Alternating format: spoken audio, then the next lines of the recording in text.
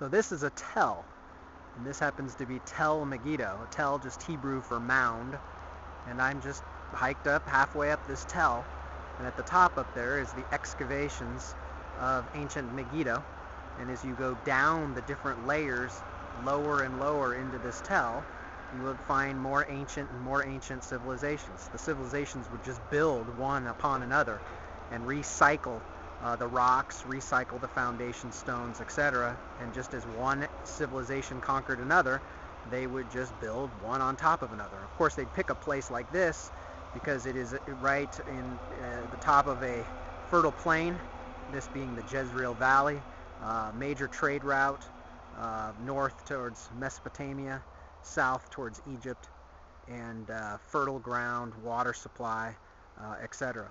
So again, this is from Tel Megiddo, looking down into the Jezreel Plain or the Jezreel Valley, also known as Armageddon, where Revelation tells us the last battle of the world will happen.